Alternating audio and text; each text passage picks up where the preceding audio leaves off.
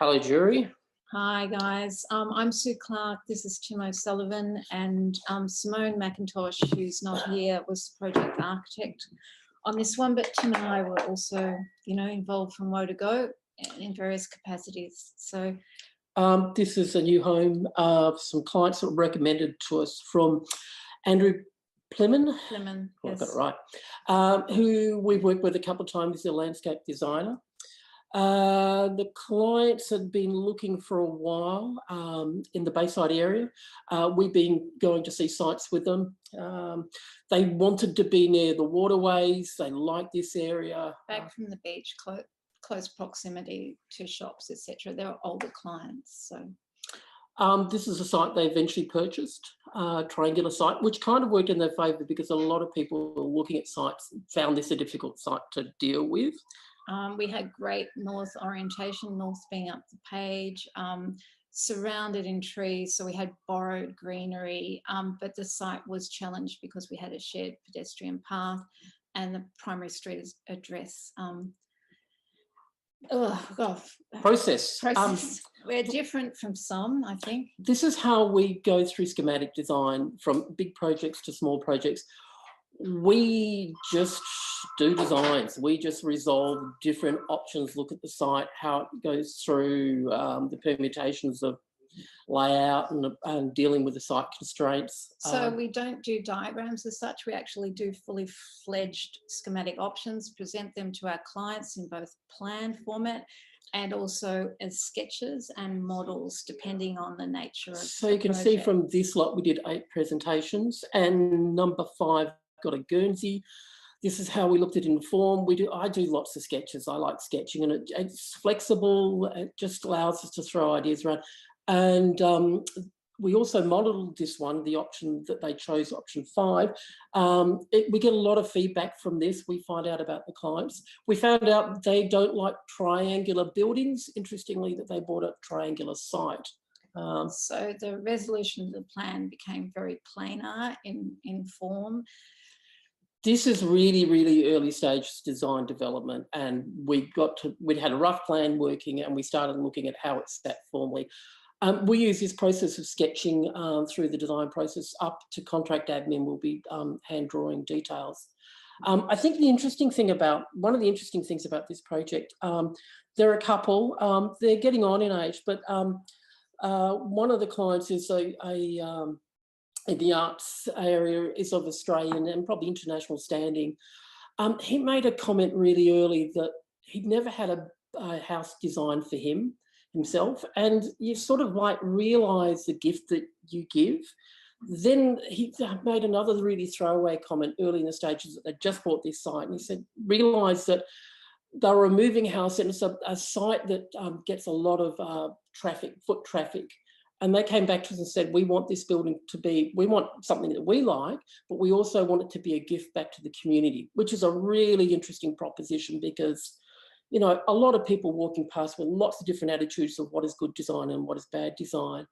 So to some degree, I think it was decided early on for a raft of reasons, including client brief, that the building had to be soft. It had to gently relate to the backdrop of the trees, and as the garden grows, it was important to us that the building itself became more and more recessive into the site. It was always going to be 2-story. There was a massive program for the site, but this is the actual planning. So we'll start at the base.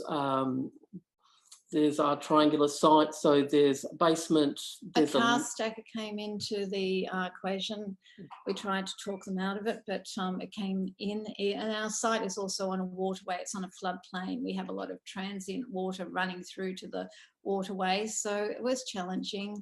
So this is the ground floor plan, and you can see that the way we've tackled the site is by a series of courtyard green spaces. So again, the brief was about connectivity and separation. It was about light and ventilation, and it was incredibly about privacy. They're very private people. So while wanting this house engendered to the street, it is a sanctuary for them. I think the interesting thing about this plan, the ground floor is basically living spaces, except there's a music study, which is 2, and then Channel not 9.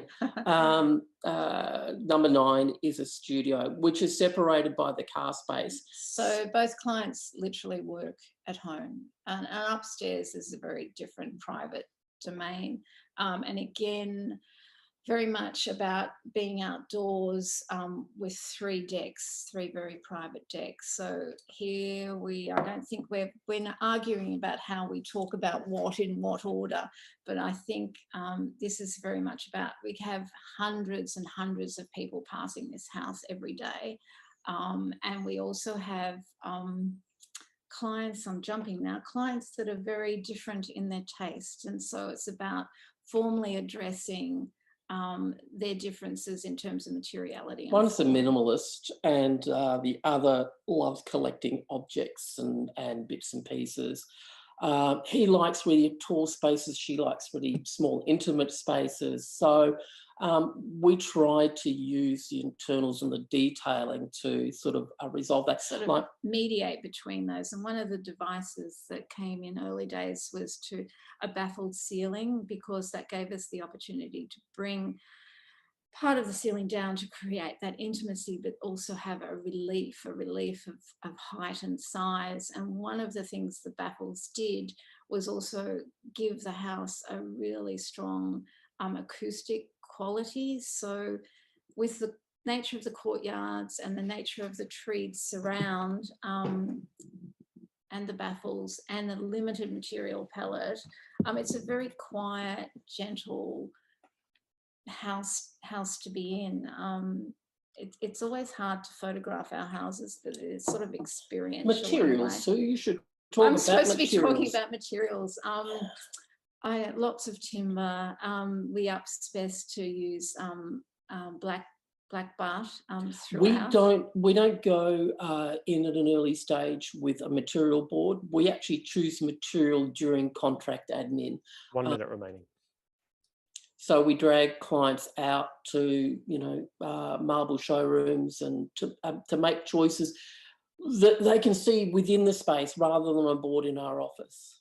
Yeah, so just running through the remaining photographs. I think it's a big little house. It's a downsized house. It's quite contrary in what we've had to fit in within the constraints of a triangle, but trying to keep this material palette consistent throughout and trying to use materials that will age and disappear. And our clients were really keen to choose a known builder. Frank Construction were recommended to them. And worked in the area they were. We'd always wanted to work with Wes. We had our 4th site foreman before we got out of the ground, and that was Andy, who's on the right of this photograph. It was his first build, quite complex. We probably didn't make it easy for him. And the crew, it was difficult as it has been through COVID, and we had an amazing crew and a good relationship with everybody. Our project architect saying goodbye to the house at handover.